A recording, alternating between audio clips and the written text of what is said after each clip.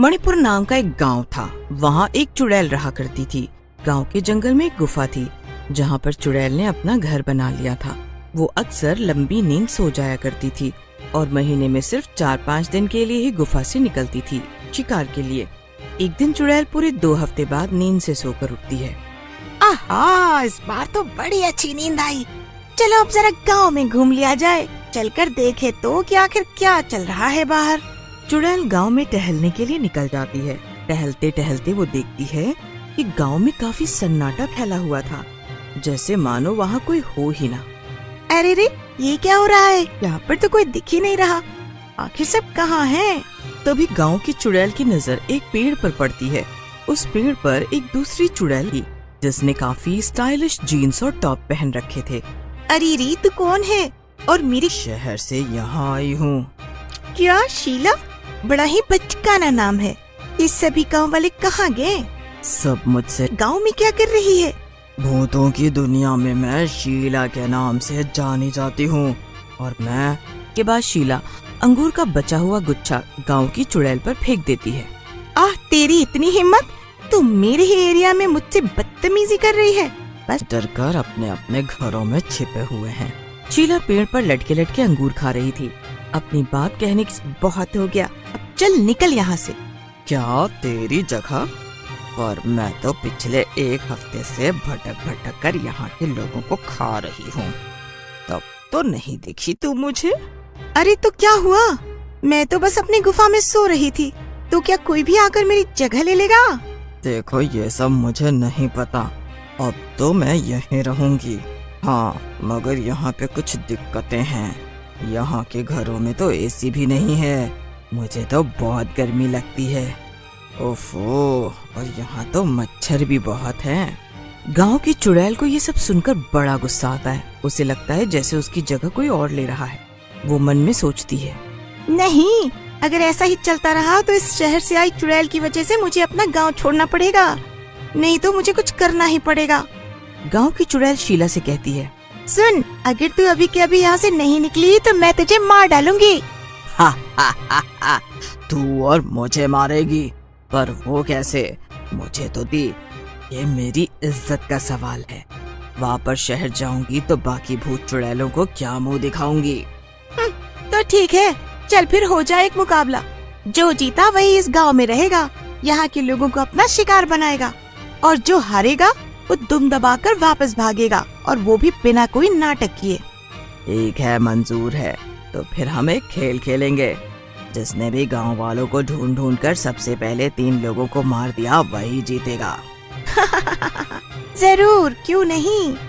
तो हम ये मुकाबला कब शुरू करेंगे ताकि गांव वालों को इसके बारे में पता ना चले? अभी जाकर कहीं छुप जा। ठीक है, टाटा देहाती चुड़ैल। वैसे भी तेरा इस गांव में ये आखिरी दिन होने वाला है। गांव की चुड़ैल ये सुनकर बड़बड़ाती हुई अपने गुफा में चली जाती है। पर दोनों चुड़ैलों की बातें आकाश नाम का एक लड़का सुन रहा था। वो भी सब सुनकर डर जाता है। अरे अगर ऐसा ही चलता रहा तो फिर कल हमारे गांव के कई लोग मारे जाएंगे। ये चुड़ैल आपस में लड़ रही हैं और इससे नुकसान हमारा होगा। कुछ ऐसा करना होगा जिससे ये दोनों चुड़ैल ही इस गांव से भाग जाएं। जल्दी से चलकर सबको ये सारी बातें बताता हूँ। आकाश कुछ देर सोचने के बाद अपने 2 दोस्त बिरजू और श्याम को अपने घर बुलाता है। क्या हुआ आकाश, तूने हमें घर क्यों बुलाया? तुझे पता नहीं क्या, आजकल गांव में शहर से आई चुड़ैल घूम रही है और बाहर बहुत खतरा है इस समय। हाँ हाँ, मेरी दादी ने भी घर जल्दी आने को कहा है। तू जल्दी बता तुझे क्या काम है और फिर मैं अपने घर जाऊँ। अरे तुम लोगों को पता है कि गांव में एक नहीं बल्कि 2 चुड़ैलें हैं। एक जो शहर से आई है और एक जो गांव में हमेशा से रह रही है। और उनके बीच आज बहस हो रही थी। मैंने उनकी सारी बातें सुन ली। कल वो दोनों लोगों को मारकर खाने का एक मुकाबला करेंगी जिसमें कई गांव वालों की जान जा सकती है। क्या? तो अब क्या, हमें जल्दी से गांव वालों को यहाँ से जाने को कहना चाहिए ना? नहीं नहीं, ये कोई हल नहीं। कल तक गांव खाली करना नामुमकिन है और सब इसके लिए तैयार भी नहीं होंगे। हमें कुछ ऐसा करना होगा जिससे लाठी भी न टूटे और सांप भी मर जाए। क्या सांप? पर हमें तो चुड़ैल को भगाना है ना। सांप बीच में कहाँ से आ गया भैया अब? अरे तो चुप कर श्याम, बस हमारी बात ध्यान से सुन। आकाश श्याम और बिरजू को अपना सारा प्लान अच्छे से। पर ये तो सब तो काफी खतरनाक है आकाश। बस एक गलती और हमारी जान भी जा सकती है। नहीं नहीं, मुझे तो सोचकर ही डर लग रहा है। चुप हो जा बिरजू, और जैसा जैसा आकाश कहता है वैसा वैसा कर। हाँ तो बिरजू और श्याम, पूरा गांव हमें नकारा और बेवकूफ समझता है। उन्हें हमसे कोई भी उम्मीद नहीं है। उन्हें लगता है हम लोग धरती पर बोझ हैं। अब सिर्फ ये दोनों चुड़ैल ही हमारी आखिरी उम्मीद है। इनकी मदद से हम पूरे गांव में मशहूर हो सकते हैं और उन्हें ये यकीन दिला सकते हैं कि हम बेवकूफ नहीं बल्कि समझदार हैं। वाह आकाश, क्या बात बोली तूने। मैं तेरा साथ जरूर दूंगा, भले इस सब में मेरी जान ही क्यों न चली जाए। ठीक है, फिर मैं भी तुम दोनों का साथ दूंगा। उम्मीद करता हूँ कि गांव वाले हमारा ये बलिदान हमेशा याद रखेंगे। अगले दिन प्लान। ये क्या नाटक कर रहे हो सुबह सुबह? हम सबको अंदर कैद क्यों कर दिया है? मार मांग रहे हो क्या?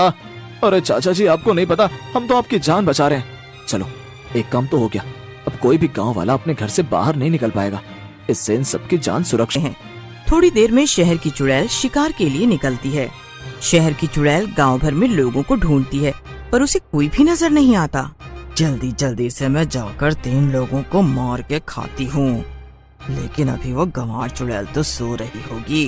गांव में कोई भी नजर नहीं आया। वैसे उस गंवार चुड़ैल को भी लगेगा कि गांव में कोई भी नहीं है। अब वो मेरी तरह स्मार्ट तो नहीं है जो वो सच नहीं एक साथ 150 इंसानों को खा ही सकती हूँ। और जब एक बार मैंने लोगों को खाना शुरू किया तो मुझसे रहा ही नहीं गया और मैंने सबको खा लिया। क्या? लेकिन ये तो तूने गलत किया। हमारे बीच में तो केवल 3 लोगों को खाने की बात हुई थी। अब क्या? जब इस गांव में लोग ही नहीं बचे तो मैं यहाँ रुक कर क्या करूँगी? इतना कहकर गांव की था इतनी जल्दी ये मेरी बातों में आ गई और मेरे जाल में फंस गई। अब चलती हूँ और चलकर मजे से गांव के एक आध लोगों को खाती हूँ। मैं तो थक गई रे बाबा। चुड़ैल वापस गांव जाती और अपने घरों में कैद थे और बाहर से ताला भी लगा हुआ था। चुड़ैल खुद से बातें कर ही रही थी कि तभी कुछ लोग उस पर लाठी डंडों से हमला कर देते। अरे